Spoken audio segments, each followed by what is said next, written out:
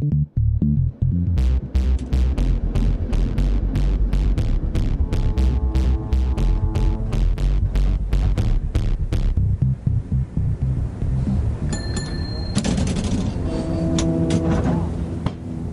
listening to When Everything Cracks, a mental health memoir set in old San Francisco. Well, last week was a real doozy. I edited out some tears, but I figured I would just leave them at the end because they were so real. Anyway, now we're on chapter 13, which is entirely true. This chapter has absolutely no embellishments, so you're gonna laugh when you hear it because it's true. Okay.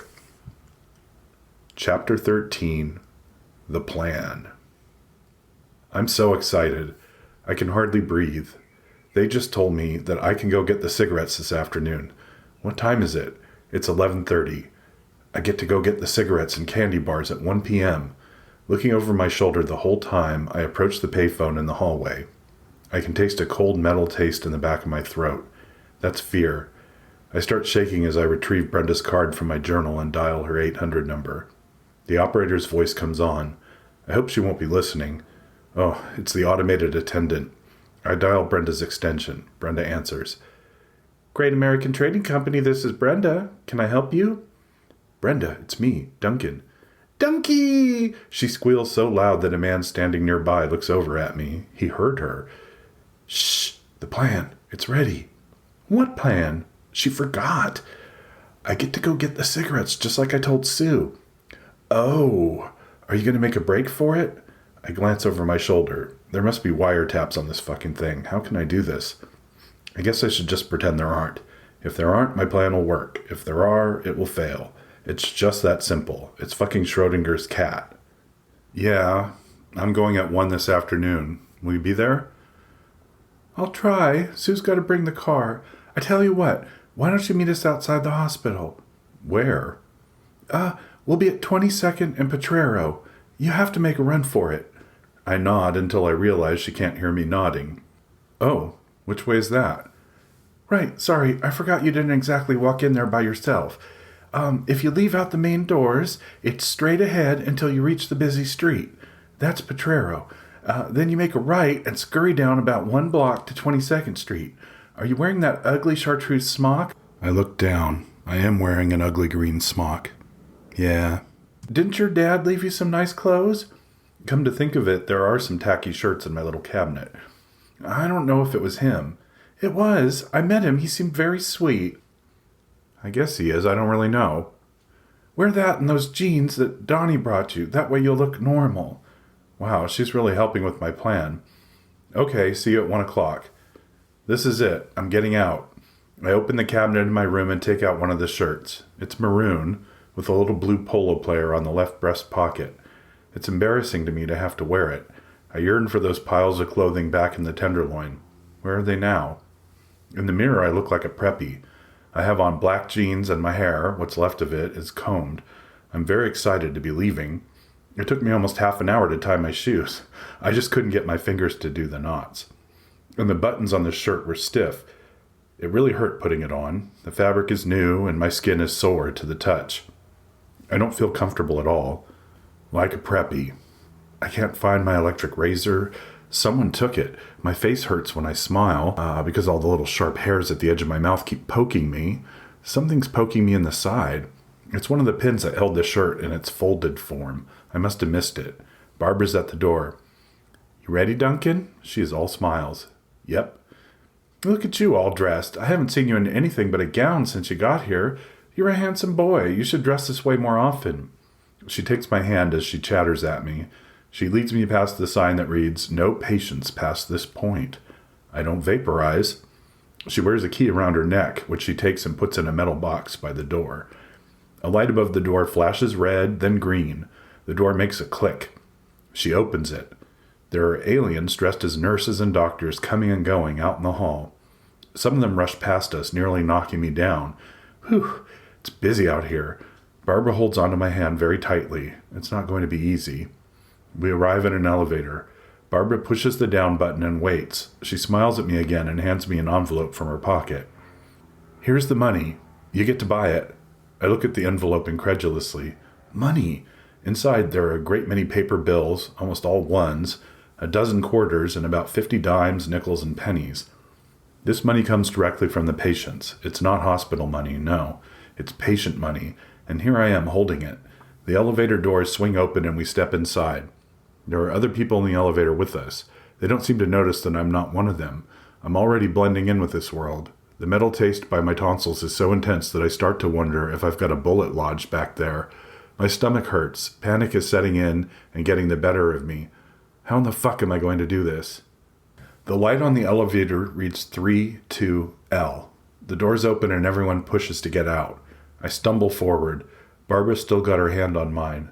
The envelope comes loose from my other hand and the contents spill out into the hallway. Money flies everywhere. Barbara panics. She lets go of my hand.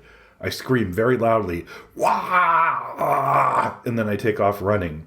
There are people everywhere. Screaming was supposed to make everyone confused. If I screamed, I would create a smoke screen. No, everyone's looking at me as I run past them. I have to hurtle right over an old man in a wheelchair who blocks my path to the door. I see the gift shop and the doors beyond. Oh no! There's a guard in the gift shop and he's just dropped his coffee. He spilled it all down the front of his uniform. He's wiping it off of himself as I speed past him. He lifts a walkie-talkie to his mouth. It'll be better if I don't look behind me. The doors are automatic. I nearly plow into them, I'm running so fast. But they swing open and I rush past. I smell the air. It smells good. I'm in San Francisco. There's no fucking spaceship. Why the fuck didn't they just let me come down here? Behind the wheel of a yellow Oldsmobile is an extremely old person of indeterminate gender. Driving as many old people do, he or she drives slowly but without regard for the surroundings. My planned trajectory will place me in the path of this slow-moving but deadly beast. I must make a quick decision. Angle to the left and go behind her, or to the right and try to make the cut in front of her. The right is closer to my destination at 22nd Street in Potrero, but the left seems safer. I hear a fat security guard behind me, forcing me to choose the more dangerous path to the right. This will double my odds of making it if I'm not struck by the car, for he will be cut off by the octogenarian menace and be forced to veer around to the left, or perhaps wait until the path is cleared. All this fresh air is making my mind work. I angle sharply to the right, keeping my eyes focused on the flower patch that lies just to the other side of the road. I feel like all those months of playing Frogger on the Atari have finally paid off. I will make it across. The old person sees me and raises his or her hands in horror. I hear the squeal of brakes as the bright yellow nose of the Oldsmobile plows toward me. This is a driveway, you fool. You should expect patients to come running past you.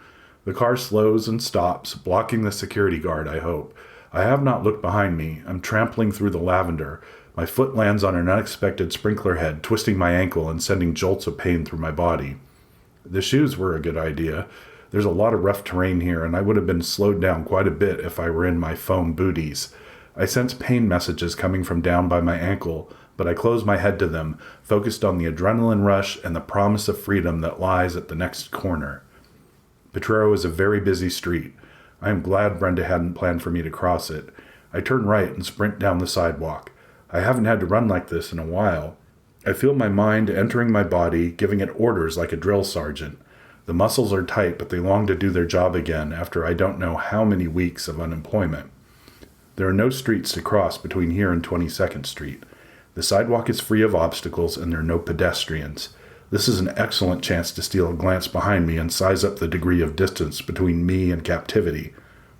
Maybe it wasn't such a good idea to look back. I see the security guard is only a few yards behind me and he's gaining on me. I'm out of shape and his job is on the line. I look ahead again.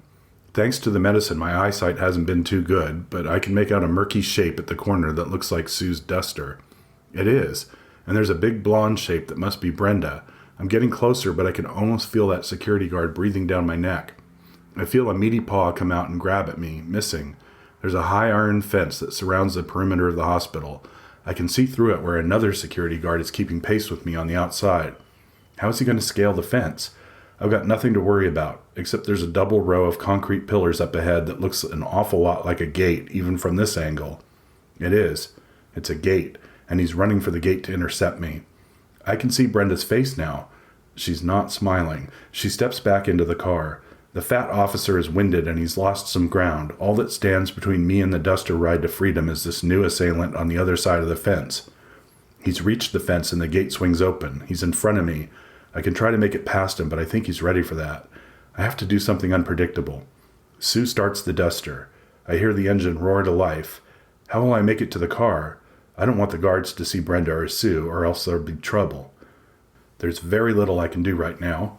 I can run out into traffic and take the chance of being plowed down by a number 47 bus. I can turn around and take my chances with the fat security guard, but then the new one, who seems pretty muscular, is going to get me.